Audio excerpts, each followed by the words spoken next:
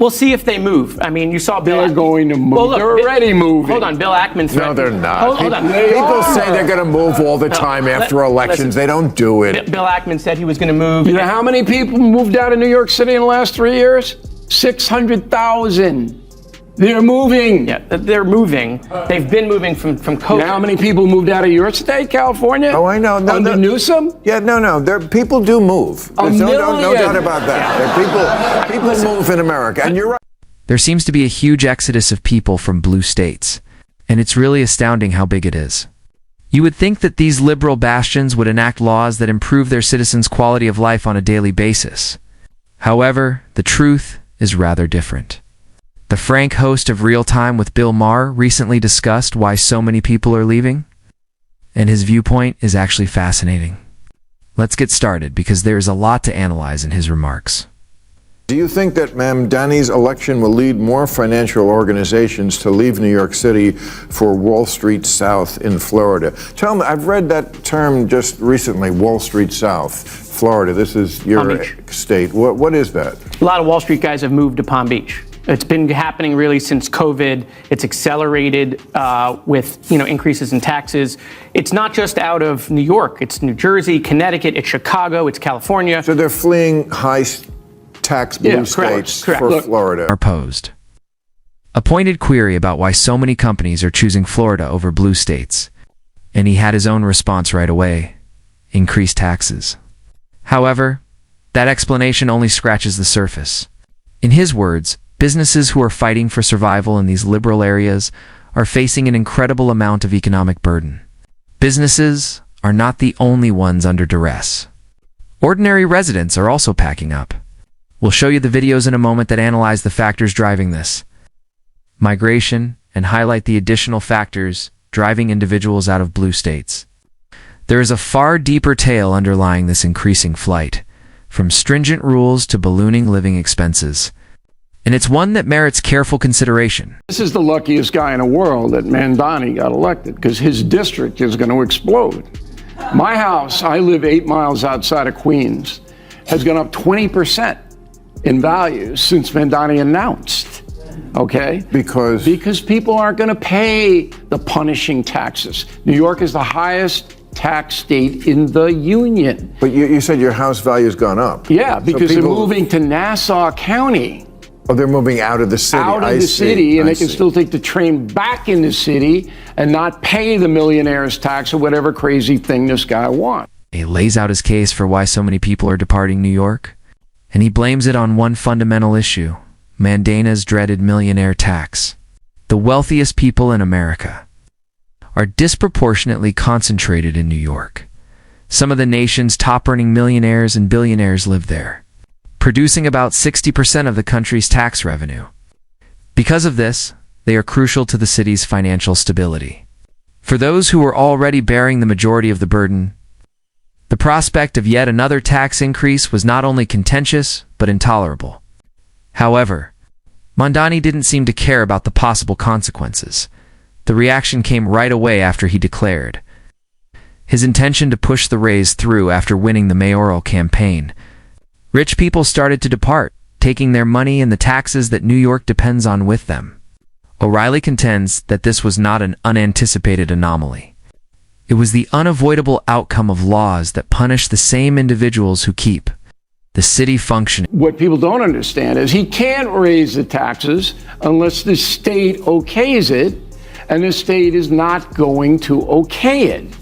So this is just smoke and mirrors, and the younger people voted for him.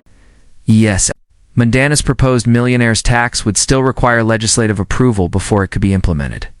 Additionally, there is very little chance that the state will approve given the current political situation. And that's when the more serious problem arises. This is more than a procedural obstacle. Mamdani's credibility is directly impacted. He ran on a platform of making the rich pay their fair share, portraying the millionaire's tax as a key accomplishment that voters could count on. However, the state's unwillingness to back his plan is making that vow seem less like a genuine policy and more like a political show. Supporters who anticipated significant taxes reform are now questioning whether he overstated his influence or undervalued the system he pledged to change. In any case, there's little possibility that this tax will ever be implemented.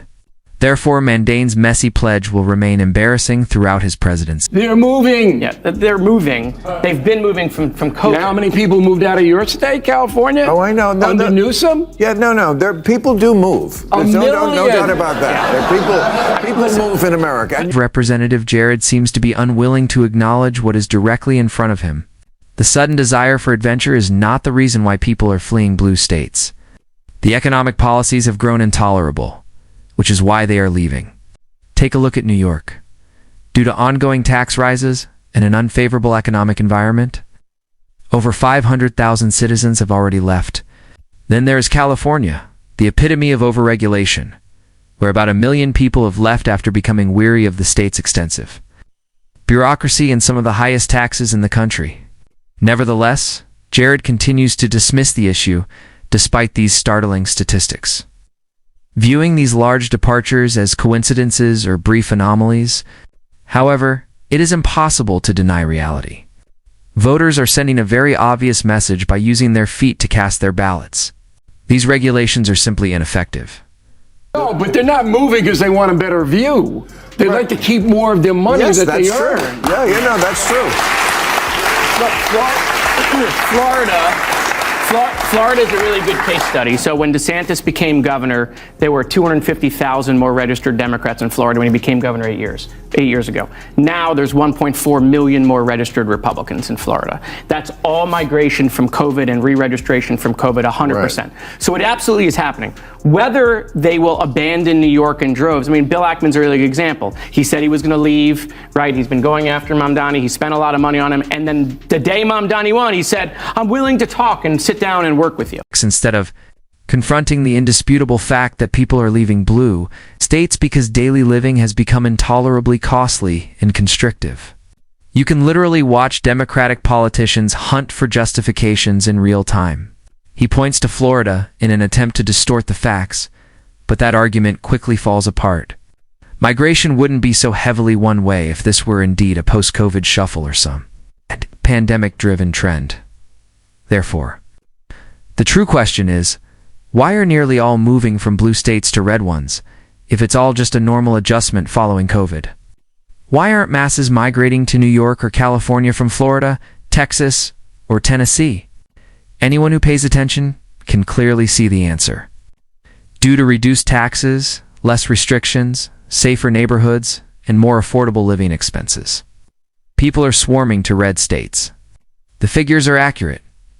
The working people at a certain level are going to say, I'm going to the congressman's state because there's no state tax there. There's no local tax there. I get to keep more of my money. This isn't complicated. Well, I I've looked at moving because I'd like to keep more of my money too.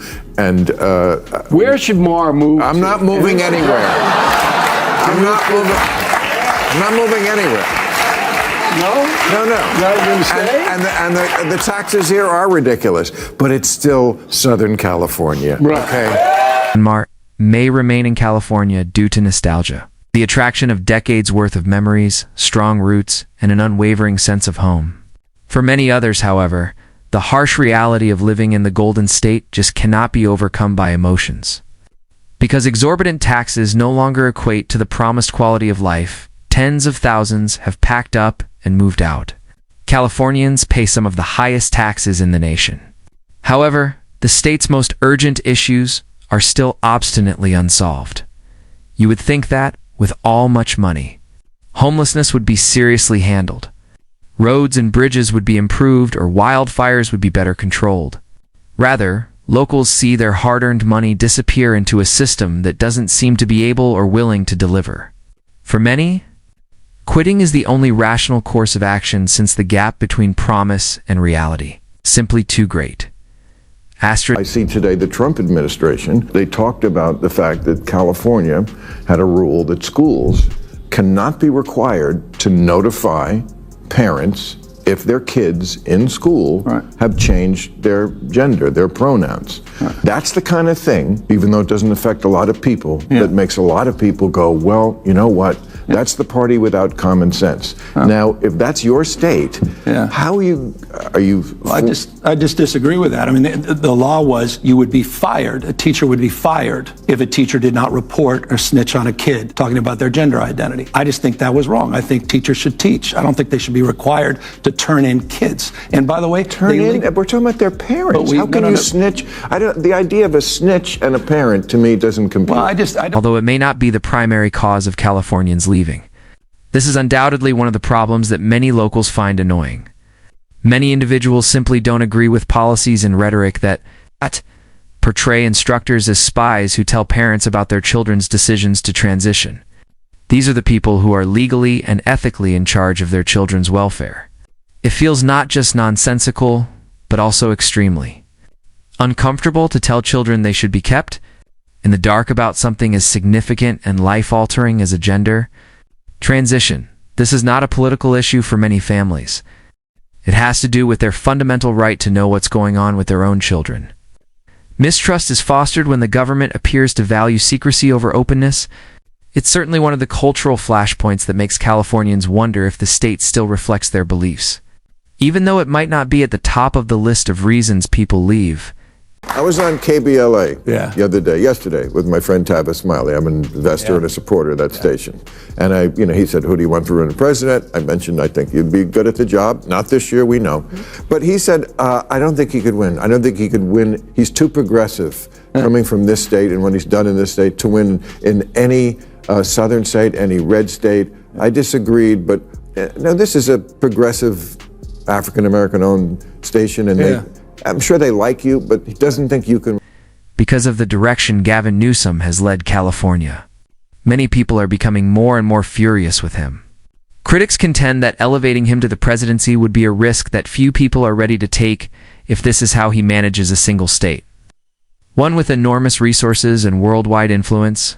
Because of his lackluster record, a sizable portion of people believe they will not back him as the Democratic Party's nominee.